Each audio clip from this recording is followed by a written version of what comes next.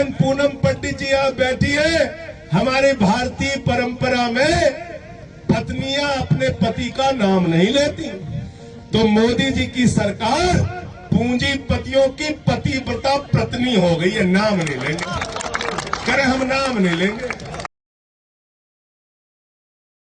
मैं भी कह रहा था सुखबीर जी से, कई राज्यों में इस बात के कानून हैं कि ग्राम सभा की अनुमति के बगैर कोई उनके क्षेत्र में घुस नहीं सकता। बहुत पहला मामला एक हुआ था केरल के अंदर, वहां पेप्सी कोला वाले अपनी कंपनी लगाना चाह रहे थे। पेप्सी कोला वालों ने पूरी कंपनी लगाने की तैयारी कर ली। ग्राम पंचायत ने प्रस्ताव पारित किया कि हम पेप्सी कोला की कंपनी अपने गांव में लगने नहीं देंगे, और केरल के हाई कोर्ट ने भी उस पर मुहर लगाई, वो कंपनी लगने नहीं पाई। सोचिए कितने हजारों करोड़ की कंपनी पेप्सी कोला वो हार गई। तो उत्तर प्रदेश में भी इस बात के लिए बड़ा आंदोलन होना चाहिए, बड़ा आंदोलन होना चाहिए कि ग्राम सभा की अनुमति के बगैर, ग्राम प्रधान ग्राम पंचायत की अनुमति के बगैर कोई भी आपके गांव में घुसपैठ नहीं कर सकता, आपकी जमीनों पे कब्जा नहीं कर सकता। और जो जनहित के कार्य होंगे उसके लिए गांव के लोग बैठेंगे, वो प्रस्ताव पारित करेंगे, वो आपको जमीन देंगे। आप हमारा कारण पकड़ के हमारी जमीनें नहीं छीन सकते। ये व्यवस्था होनी चाहिए। और ग्राम स्वराज की बात तो राष्ट्रपिता महात्मा गांधी ने हमको बता के वो गए हैं। ग्राम स्वराज, गांव का अपना स्वराज, अपना राज। लेकिन आज बड़े अफसोस की बात है, इन मुद्दों पे बात नहीं होती। एमएसपी की गारंटी की बात हुई, हमारे प्रधानमंत्री जी कहते हैं किसानों की आमदनी दोगुना करेंगे। अरे किसानों की आमदनी दोगुना करना तो दूर, अन्नदाता आत्महत्या कर रहा है। आप कहते हो इस देश को हमने तरक्की के शिखर पे पहुंचा दिया। 80 करोड़ लोगों को सरकार खुद ही अनाज देने की बात करती है।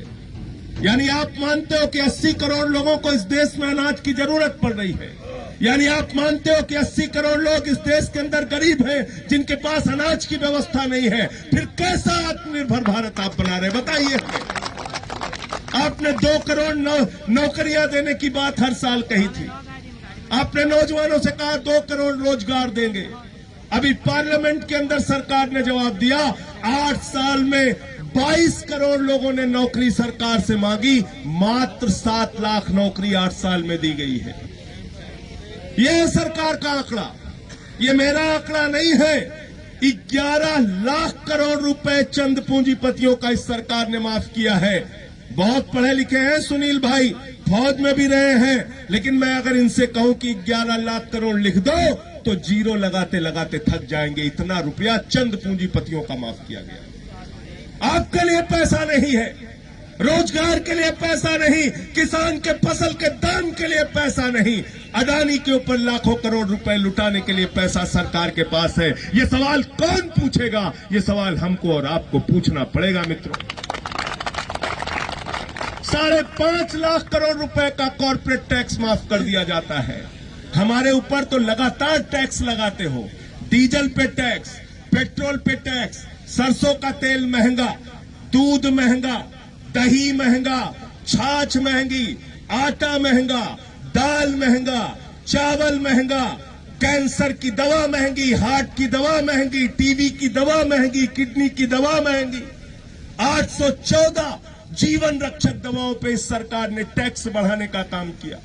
आप महंगाई से लोगों को मार रहे हो, टैक्स के बोझ से लोगों को मार रहे हो, और अपने चंद पूंजीपति मित्रों को फायदा पहुंचाने के लिए काम करते हो।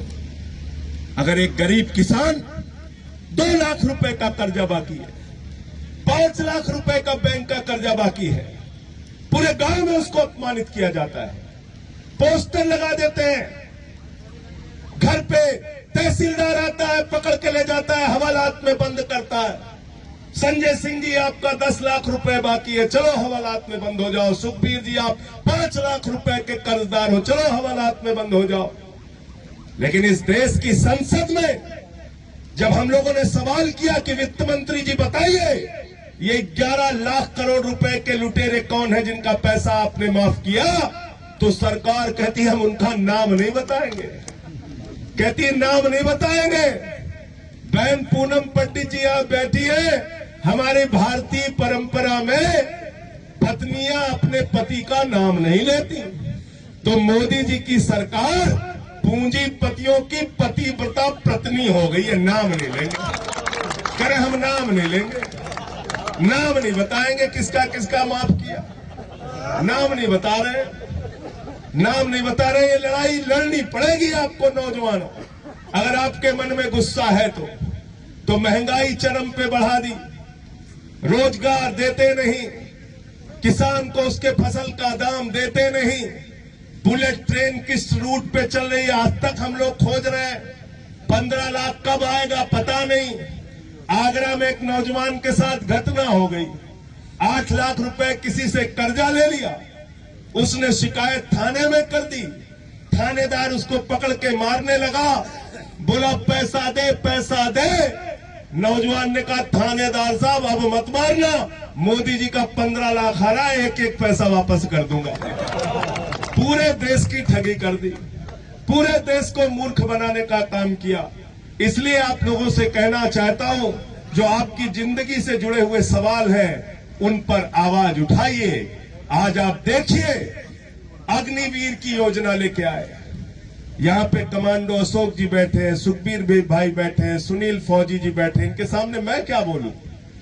इन लोगों ने तो भारत माता की रक्षा के लिए -45 डिग्री टेम्परेचर में भी देश की सेवा की और +50 डिग्री टेम्परेचर में जैसलमेर में भी देश के लिए सेवा की। और आज भारत की सेना को आप ठेके पे रख रहे हैं, 4 साल के लिए सैनिक बना रहे, 17 साल में हमारा नौजवान सैनिक बनेगा, 21 साल में पूर्व सैनिक बन जाएगा और अमित शाह का बेटा जैसा हजारों करोड़ की संपत्ति का मालिक बनेगा, बीसीसीआई का सेक्रेटरी बनेगा, तुम्हारे लड़के हजारों करोड़ का व्यापार करेंगे और हमारे बच्चे -45 डिग्री टेम्परेचर और +50 डिग्री टेम्परेचर में देश की सेवा करेंगे।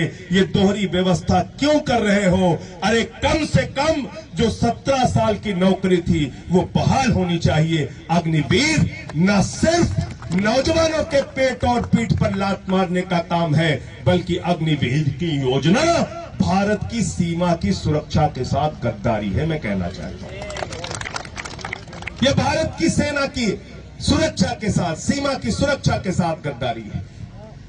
ऐसी ऐसी योजनाएं आप ला रहे हैं, लेकिन एक ही बात मैं कहूंगा, इन सारे मुद्दों पे काम तब होगा, ये सारी लड़ाई आगे तब बढ़ेगी जो बात खलीफा जी ने कहा कि हमको अफीम जो खिला दी गई है उसका इलाज पहले करना पड़ेगा। और अफीम क्या है? हिंदू मुसलमान वाली अफीम। 4 साल 11 महीने हम लोग इंसान रहते हैं, जैसे एक महीने चुनाव आता है कोई ठाकुर हो जाता है, कोई ब्राह्मण हो जाता है, कोई दलित हो जाता है, कोई पिछड़ा हो जाता है, कोई अगड़ा हो जाता है, कोई हिंदू हो जाता है, कोई मुसलमान हो जाता है। बंद कीजिए ये सब। 135 करोड़ हिंदुस्तानी हैं हम लोग और 135 करोड़ हिंदुस्तानियों का ये मुल्क है। आप क्या कर रहे हैं इस देश के अंदर? भारत के बजट को पढ़िए। और बिल्कुल सही कहा था चौधरी चरण सिंह जी ने कि एक निगाह अपने खेत पर रखो और एक निगाह दिल्ली के तख्त पर रखो।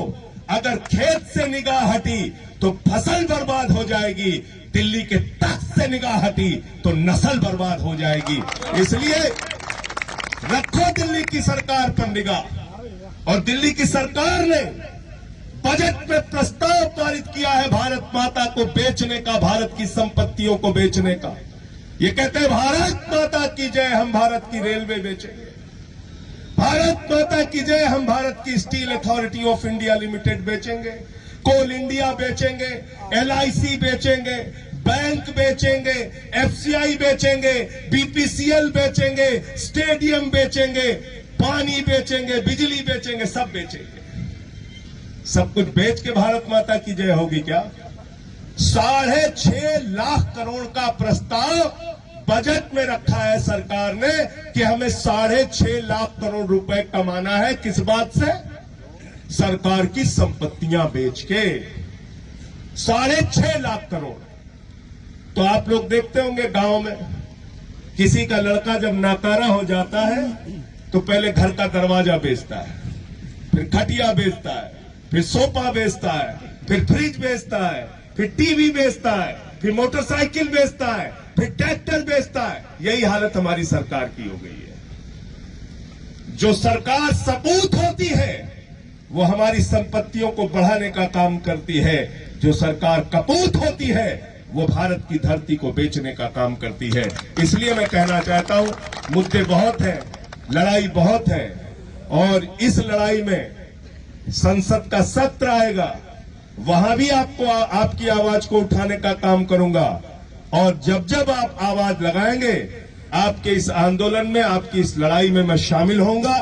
LIU के लोगों से, यहां इंटेलिजेंस के जो लोग हैं, उनसे मैं कहना चाहता हूं, जाकर अपने जिलाधिकारी को बता दो, अपने मुख्यमंत्री जी को संदेश दे दो, यहां जमीन पे कूड़ा नहीं गिरेगा। अगर प्रस्ताव पारित हुआ है तो यहां स्कूल बनेगा, अस्पताल बनेगा, सम्राट मिहिर भोज जी की याद में पंचायत भवन बनेगा। गलत तो नहीं कह रहा हूं? गलत तो नहीं कह रहा हूं? गलत तो नहीं कह रहा हूं? इसलिए आप लोगों को और बिल्कुल ठीक कहा, जेल जाने के लिए तैयार रहिए। 24 मुकदमा किया बाबा जी ने मेरे खिलाफ, एक दिन में 9 मुकदमा किया, 9 मुकदमा।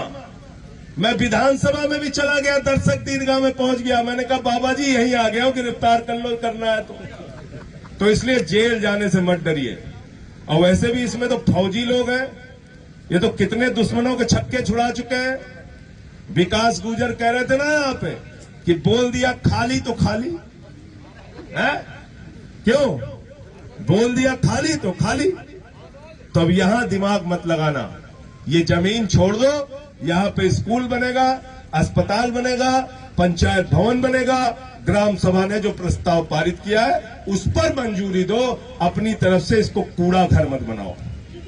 कूड़ा घर, स्टेडियम भी सम्राट मिहिर भोज जी की याद में स्टेडियम बनाने की, मैं भूल गया, पंचायत भवन नहीं स्टेडियम बनाने की बात अभी बोल रहे थे सुनील जी।